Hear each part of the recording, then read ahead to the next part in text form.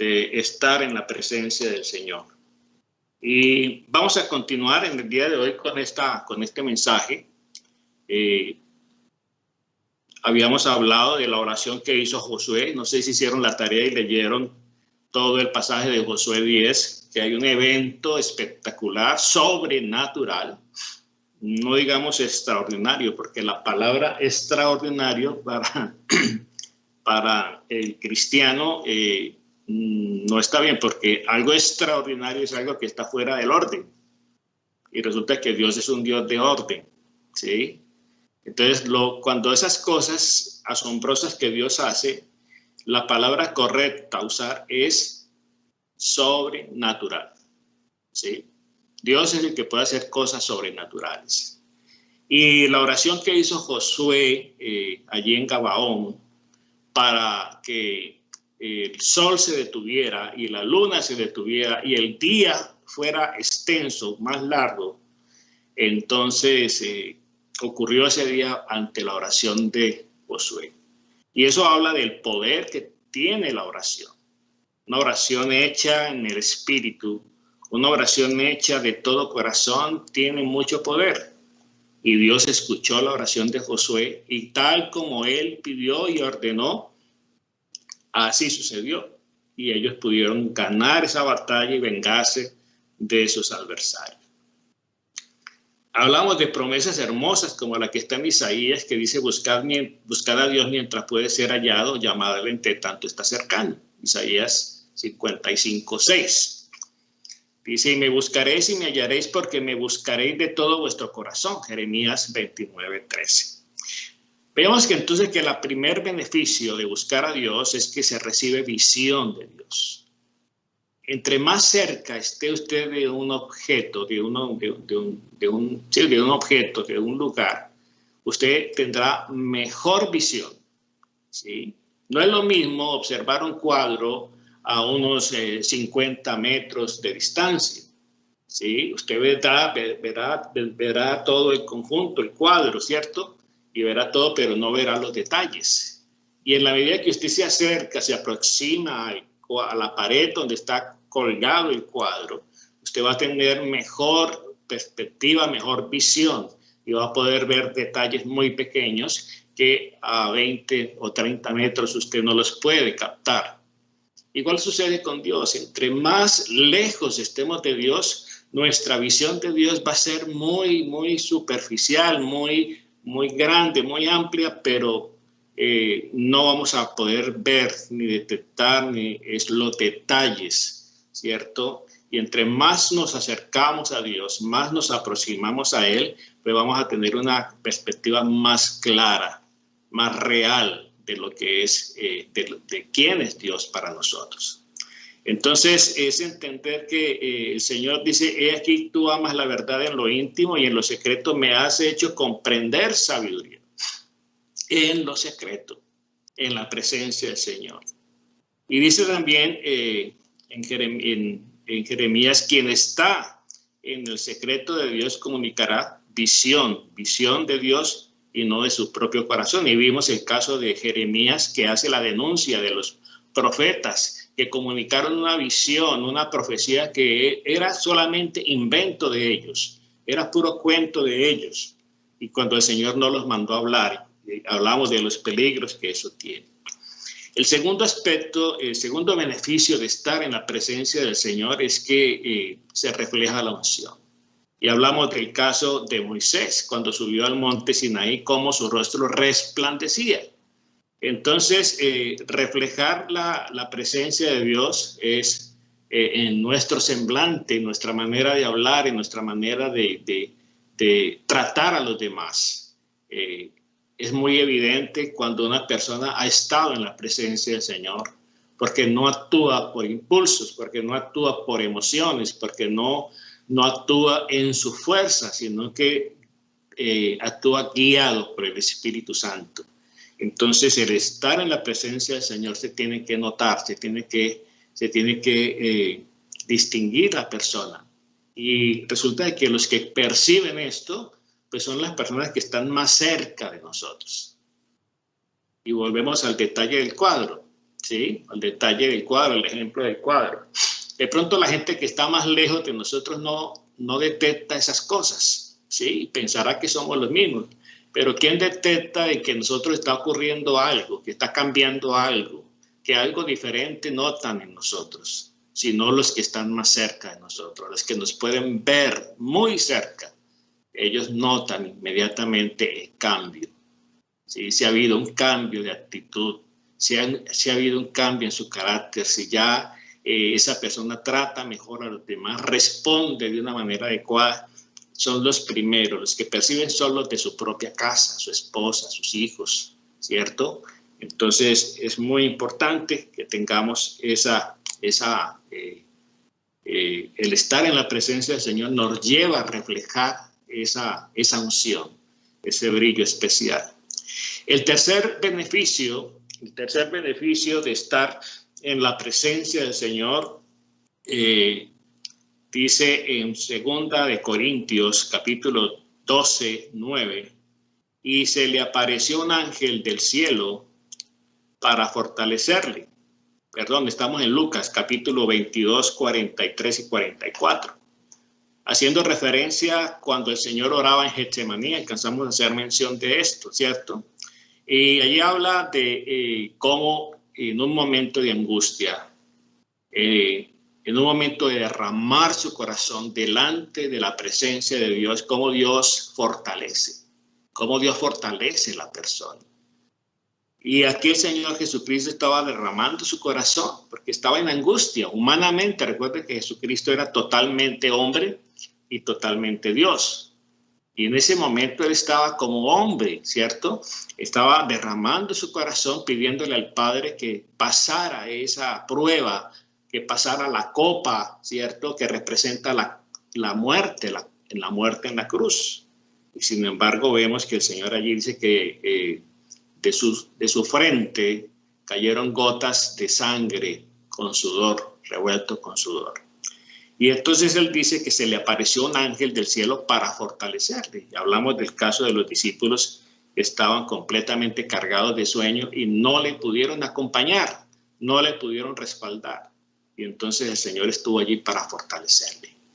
Muchas veces nosotros pasamos momentos de angustia, momentos de prueba muy difícil, momentos de persecución, momentos cuando quizás se levantan aún los de su propia casa, sus propios hermanos, para acusarle, para denigrarle, para calumniarle, ¿cierto?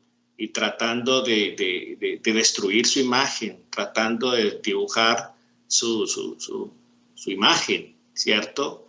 Quizá usando palabras, quizá usando engaños, quizá usando mentiras, ¿cierto? Tratando de dañarle a usted su imagen. Y son momentos de angustia, porque esos ataques muchas veces no vienen de gente enemiga, de gente distinta, de gente lejana, sino de gente muy cercana. Gente que en un momento dado han sido como hermanos, que han sido hermanos. Seguirán siendo hermanos, pero a veces uno se encuentra reacciones muy negativas en contra de uno y son momentos de angustia, son momentos de mucha aflicción en el corazón, porque quien se está levantando en contra nuestra no es un enemigo, es alguien que se dice ser hermano, alguien que ha caminado con nosotros, y entonces eso produce mucho dolor en el corazón. Pero si derramamos el corazón delante del Señor, allí el Señor enviará, ¿cierto?, su ángel para fortalecernos, como le sucedió al Señor Jesucristo. Entonces Dios conoce nuestra necesidad y está atento para fortalecernos siempre. Y hablamos también del caso del apóstol Pablo, que oró varias veces al Señor para que le quitara un aguijón de la carne, una enfermedad que lo afectaba, que lo hacía ver mal, sentir mal.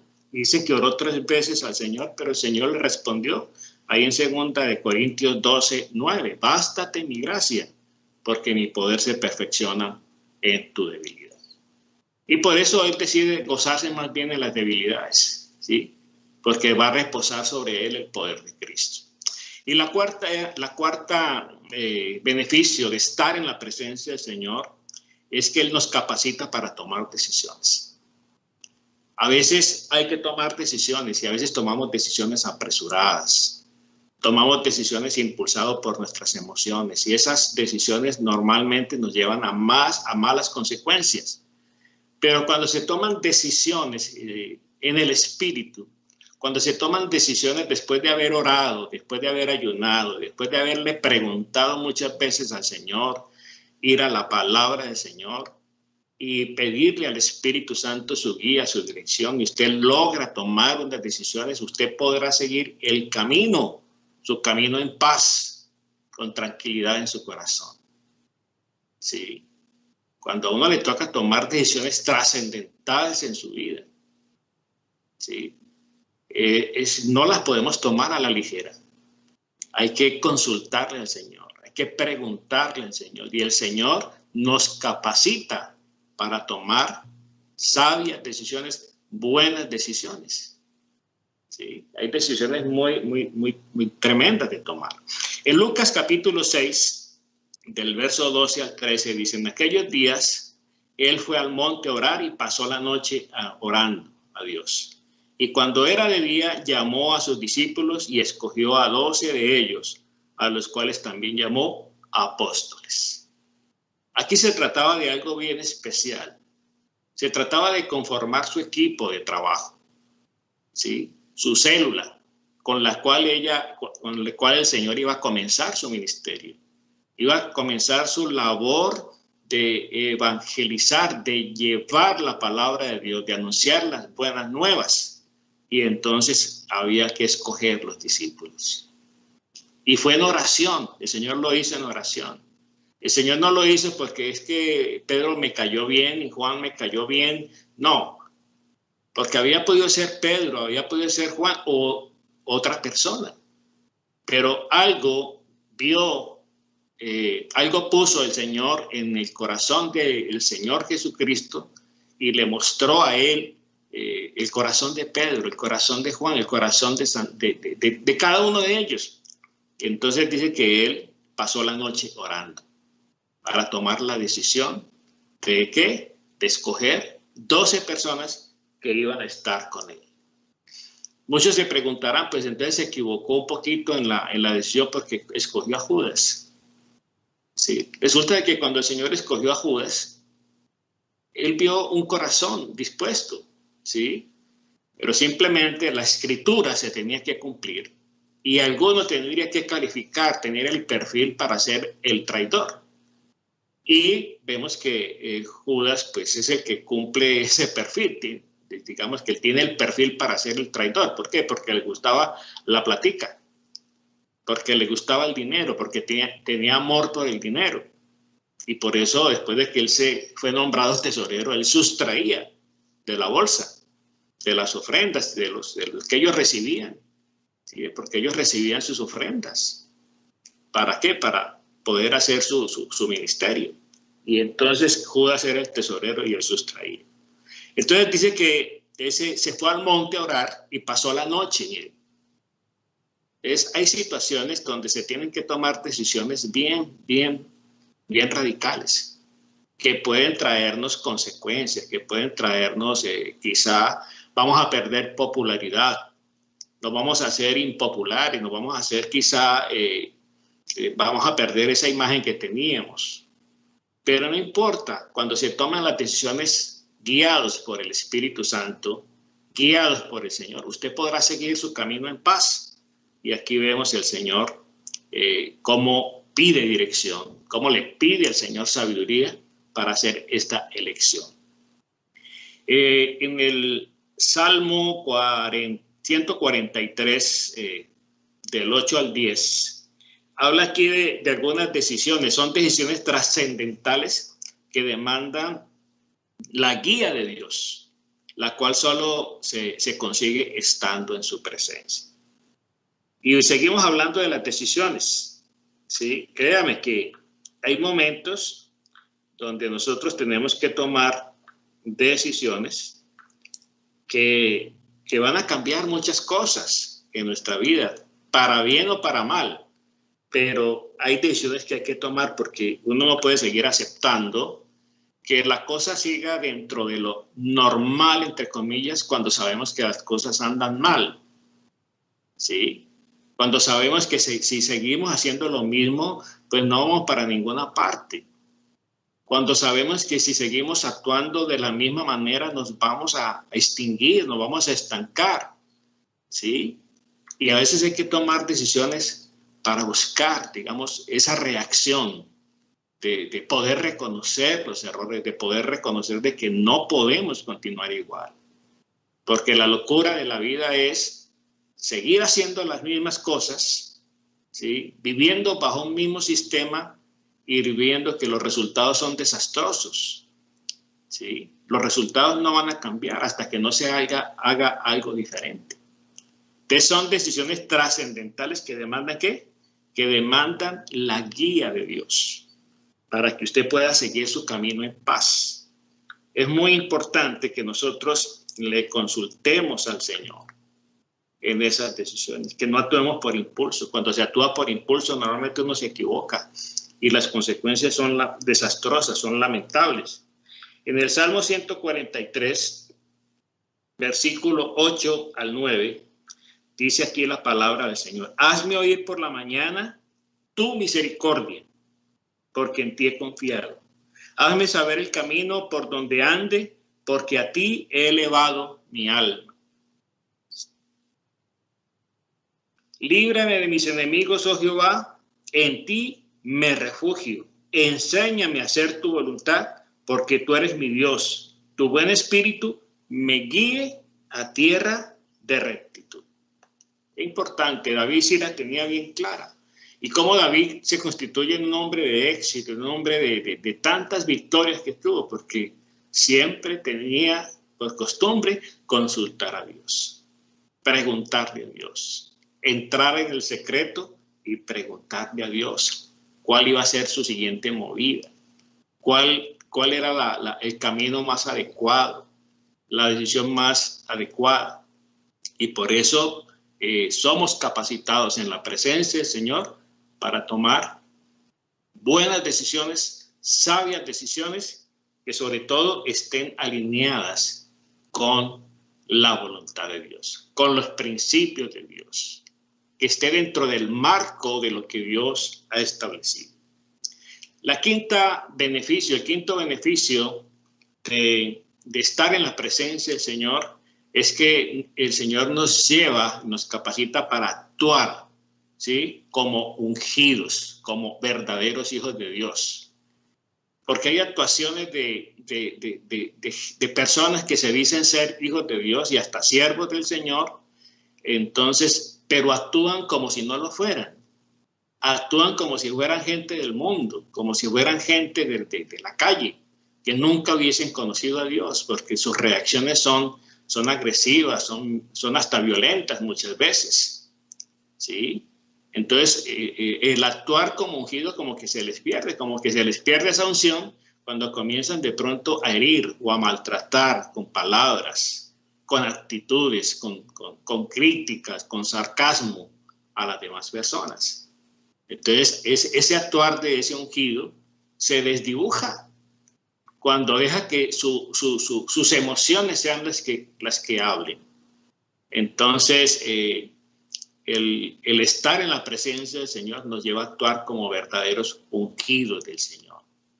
Y la unción que no es otra cosa sino esa rara presencia, brillo que da el Espíritu Santo a la persona que está llena del Espíritu Santo y que le permite actuar con rectitud, que le permite que a pesar de las circunstancias no va a cambiar, sino que va a seguir siendo la misma persona.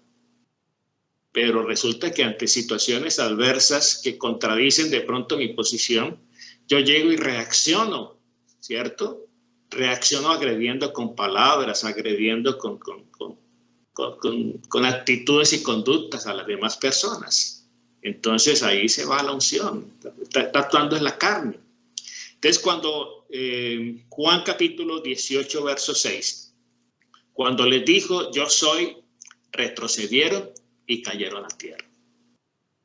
Estaban buscando al Señor allí en el huerto de Getsemaní, porque ya Judas había hecho el negocio, la transacción, ya había recibido el dinero para traicionar a su maestro. Y llegaron a buscarle y preguntaron, ¿quién es Jesús de Nazaret? ¿Sí? Y estaban ahí, él con sus discípulos.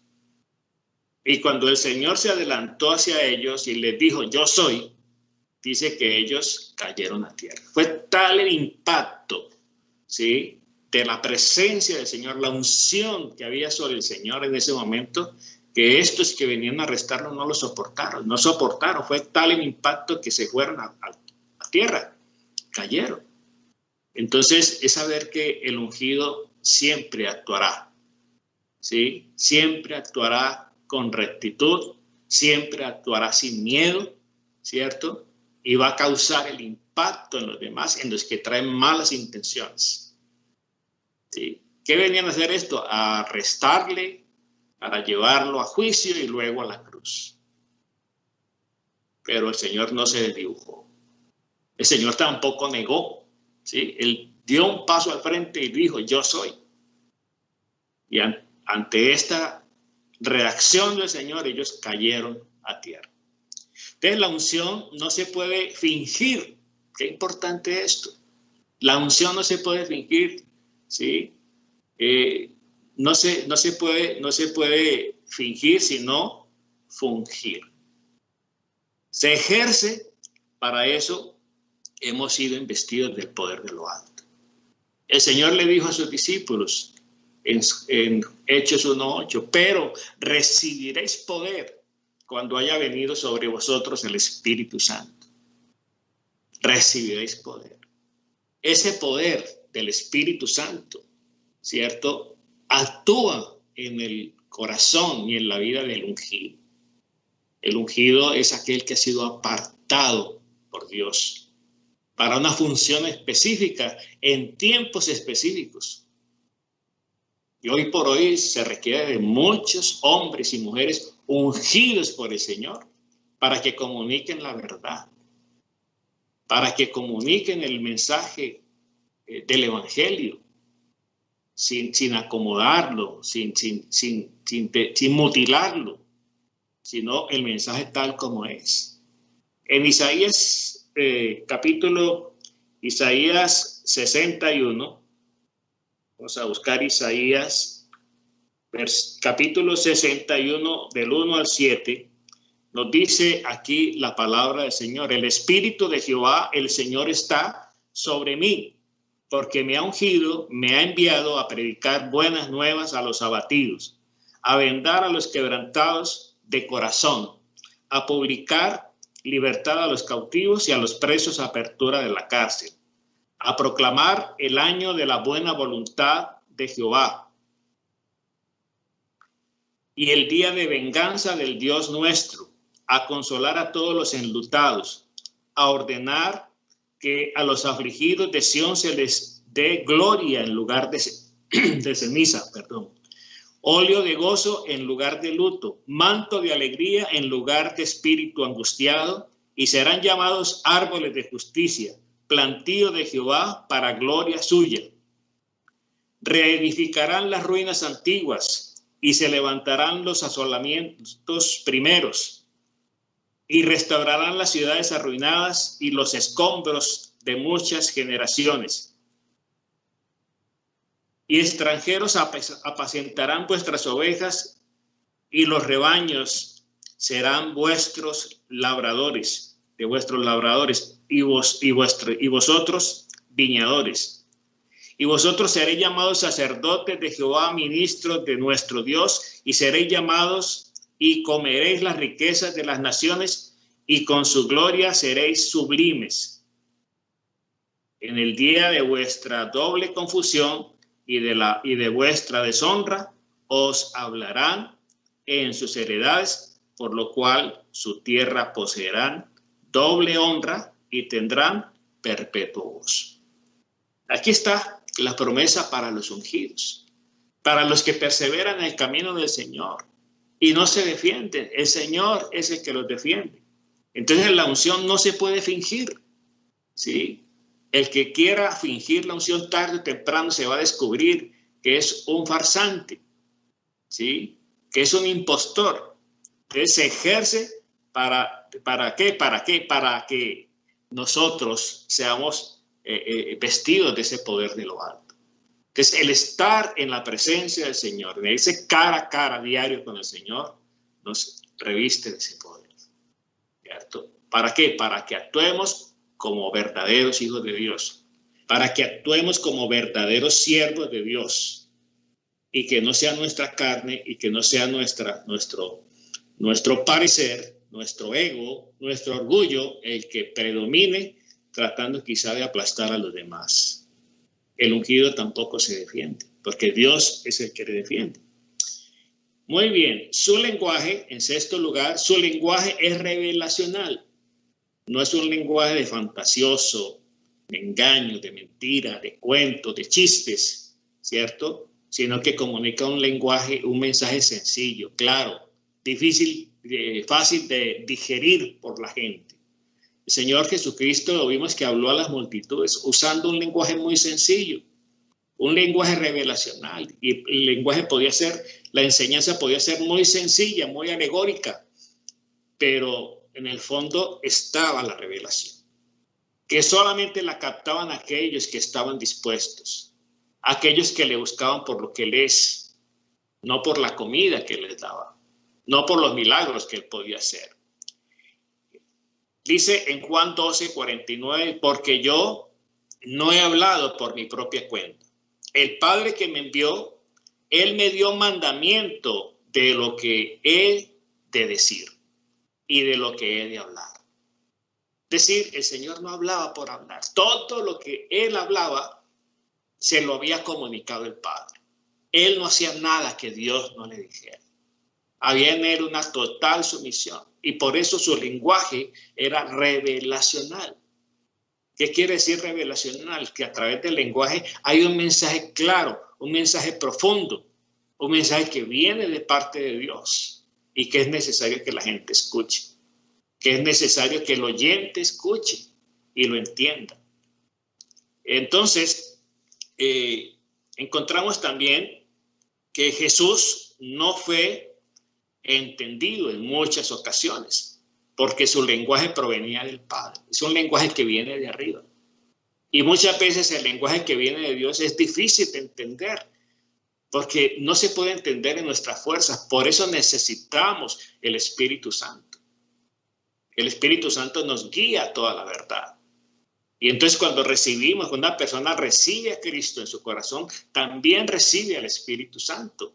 Y el Espíritu Santo viene a capacitar a esa persona, a abrir sus oídos espirituales, a abrir sus ojos espirituales, a despertar los sentidos espirituales para que esta persona pueda percibir lo de Dios.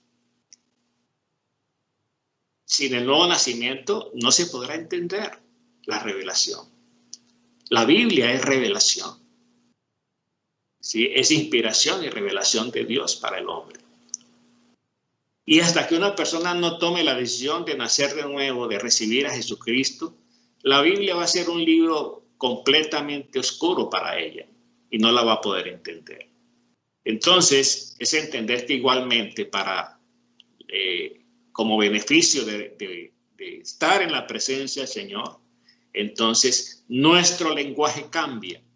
Nuestro lenguaje va a cambiar porque estamos hablando como ungidos, como apartados por Dios. Entonces, entendemos que Jesús no fue entendido en muchas ocasiones. Y le preguntaban qué era lo que quiere decir este señor. ¿Qué será lo que está diciendo? Este palabrero muchas veces decía. ¿Sí? Porque su lenguaje provenía de ¿dónde? De lo alto. Venía de Dios. Es solo aquel que vive en la presencia de Dios entiende su lenguaje. Sí. En Juan capítulo 8, verso 43, encontramos lo que nos dice aquí la Escritura. Verso 43. Nos dice, ¿por qué no entendéis mi lenguaje? Le pregunta el Señor. ¿Por qué no entendéis mi lenguaje? Porque no podéis escuchar mi palabra. ¿Sí? Aquí los fariseos estaban, ¿qué? completamente cerrados, no podían entender el mensaje del Señor y por eso lo juzgaban mal, por eso lo criticaban, por eso procuraban matarlo, porque no entendían lo que el Señor, y finalmente no entendieron el mensaje, solo hasta que el Señor murió y resucitó. ¿Cuáles fueron las palabras de algunos de los personajes que estuvieron en el entorno de la cruz? Cuando todo eso ocurrió, el terremoto que se oscureció, el día se oscureció. Y muchos de ellos, de los soldados, dijeron, verdaderamente este era Hijo de Dios. Y estuvo durante más de 3 años en su ministerio público anunciándoles el reino de los cielos. Y no lo entendieron. Y por último, el séptimo beneficio de estar en la presencia del Señor es que seremos firmes en Cristo. Seremos firmes en el caminar con Cristo. Dice en segunda de Pedro 1, 18, 19. Y nosotros oímos esta voz enviada del cielo cuando estábamos en el Monte Santo. Tenemos también la palabra profética más segura. Sí. Tenemos la palabra profética más segura. Entonces, en primera de Pedro 1, 18 y 19.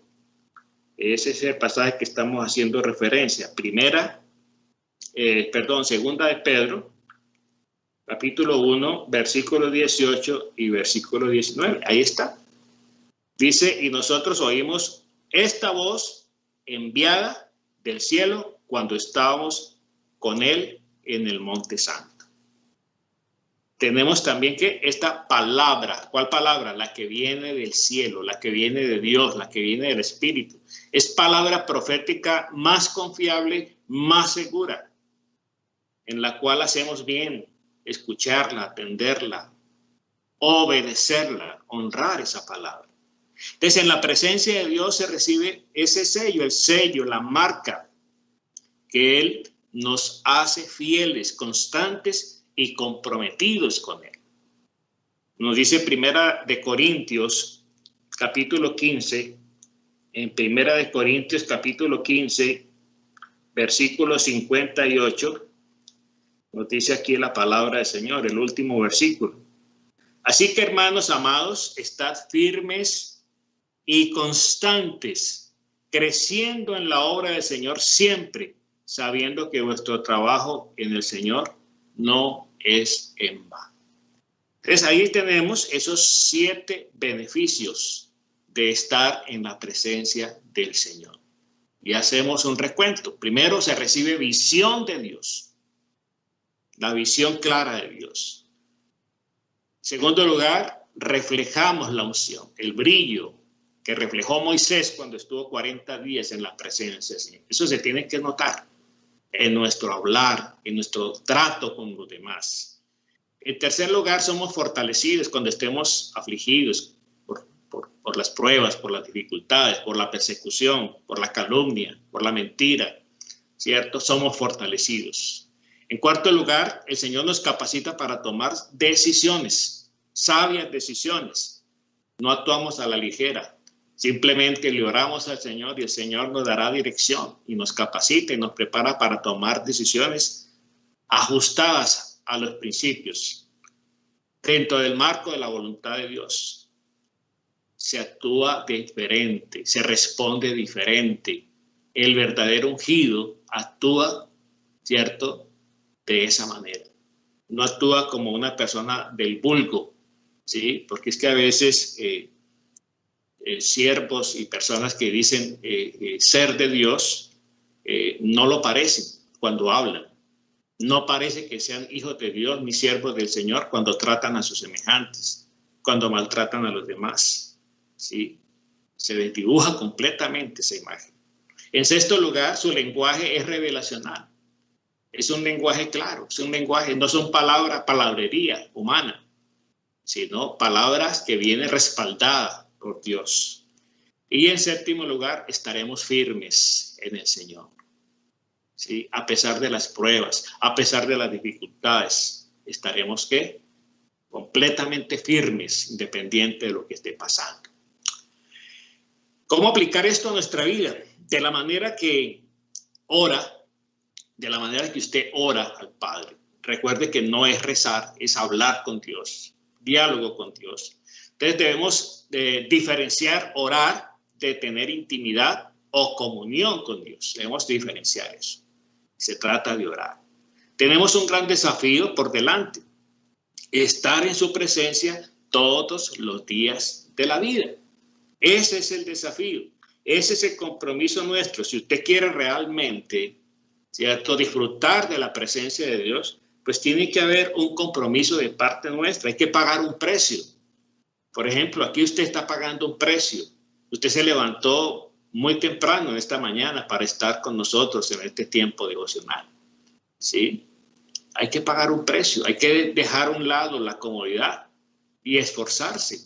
¿Sí? Se requiere de esfuerzo.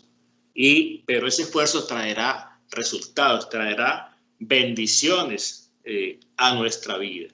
En el Salmo capítulo 27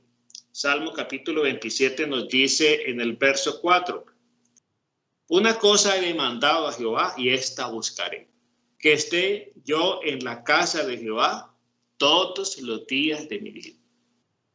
Compromiso, decisión, determinación en el corazón. Una cosa he demandado a Jehová.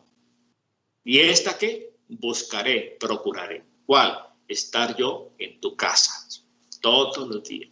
No cada 8 días, como muchos lo hacen. Cada 8 días que van al templo, que van a la iglesia. ¿Sí? No, todos los días. Todos los días podemos disfrutar de la presencia del Señor. Entonces, el buscar a Dios diariamente será la mejor garantía para que nos vaya bien en el día, para que nos vaya bien en el año, en el mes, para que nos vaya bien en todo lo que emprendamos, para que nos vaya bien en todas las áreas de nuestras vidas. El buscar a Dios también tiene que constituirse en nuestro más grande deleite, en nuestro más grande placer. Recordemos las 2 hermanas de Lázaro, Marta y María. ¿Y qué pasó con María? Con Marta. Marta era afanada con muchas cosas, que el trabajo, que no tengo tiempo, y corra. Muchos compromisos que le impedían escuchar al Señor. En cambio, María dice que apenas llegaba el Señor a visitarlos, inmediatamente se sentaba en primera fila a escuchar al Señor. Y ante la queja de la otra, el Señor le dice, Marta, Marta, afanada y turbada estáis con muchos quehaceres. Pero tu hermana, María, escogió la mejor parte, la que nunca le será quitada. Y David decía, una cosa he demandado a Jehová, y esta voy a buscar. ¿Cuál es? Estar yo en tu casa todos los días de tu vida, para contemplar tu hermosura, para inquirir en tu presencia, para inquirir en tu tabernáculo. ¿Qué es inquirir? Bueno, demandar del Señor, presentar peticiones, presentar los anhelos, presentar los sueños, ¿sí?, de su corazón. Yo le invito a que oremos, que le demos gracias a Papá Dios en esta mañana. Amado Padre, en el nombre de Jesús y en el poder del Espíritu Santo, te damos a ti muchas gracias por tu palabra, Señor, en esta mañana. Te pedimos, Santo Espíritu de Dios, que coloques en nosotros el querer como el hacer, por tu perfecta voluntad, bendito Dios del cielo. Para que entendamos el privilegio, Señor, de estar en tu presencia y lo valoremos y podamos disfrutar, Señor, de cada instante, de cada minuto, de cada hora, de cada día, Señor. Y saber que el estar en tu presencia nos trae tanto bienestar, Señor. El estar en tu presencia, Señor, nos capacita para tantas cosas. Nos da poder, bendito Dios del cielo. Cómo, Señor, oh Dios del cielo, nuestra vida es transformada para que no vuelva a ser la misma. Como el caso de Moisés. Cuando Moisés subió al monte, era un Moisés quizá lleno de impulsos, de temperamentos, un Moisés reaccionario, un Moisés muy ordinario. Pero cuando él desciende del monte Sinaí, dice la Biblia que su rostro resplandecía. Y la gente del pueblo lo notó el brillo que había en él. Ese mismo brillo podemos tenerlo cuando vamos de continuo a la presencia del Señor. Y ya deja de ser nuestra carne, ya deja de ser nuestra naturaleza la que quiere dominar y que quiere defenderse y que quiere imponer las cosas. Seremos guiados por el Espíritu Santo y hablaremos como verdaderos ungidos. Y el hablar del ungido no es un lenguaje hiriente, no es un lenguaje de juicio, es un lenguaje de que exhorta, que enseña, que busca la restauración, que busca la conversión de las personas, no la destrucción de ellas. No el hacer sentir mal a la gente, ni condenarla, ni descalificarla, sino por el contrario, busca que esa persona entienda, que esa persona cambie, que esa persona se arrepienta de su conducta, que esa persona abandone el pecado. Amado Dios, gracias te damos en esta mañana, porque nos permites el gran privilegio, Señor, de estar delante de ti, delante de tu presencia. Gracias por el privilegio que nos das de disfrutar de tu presencia. Una cosa he demandado, Jehová, y esta buscaré: que esté yo todos los días en tu casa, que esté yo todos los días en tu presencia, Señor. Porque entonces, Señor, allí seré transformado. Seré transformado a tu imagen. Hablaré lo que tú, Señor, quieres que hable. Veré, Señor, a las personas como tú las ves. Y podré comunicar un mensaje revelacional. Palabras positivas, palabras que restauren, que levanten. Palabras que conviertan, Señor, a las personas. Gracias, Espíritu Santo, porque tú estás en nosotros. Tú moras en nuestro cuerpo, Señor, y tú eres Dios. O sea que podemos estar en la presencia del Señor, y estamos en la presencia del Señor todos los días, en todo momento, en todo lugar. Haznos consciente de ello, Señor, para que podamos, bendito Dios del cielo, dejarte dirigir nuestras vidas y vivir para tu gloria, Señor.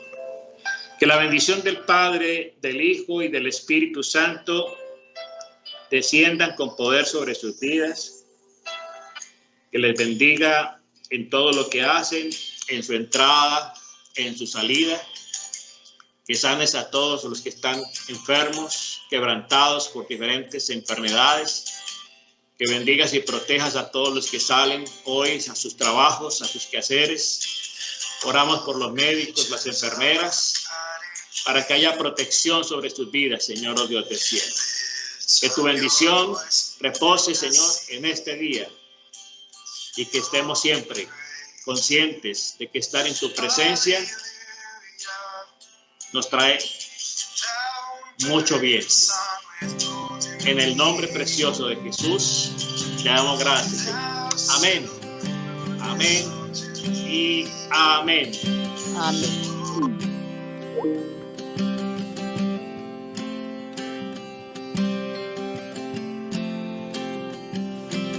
All creatures of our God and King live lift up your voice and with us sing. Oh, praise Him. Alleluia. Thou burning sun with golden beam. Thou silver moon with soul.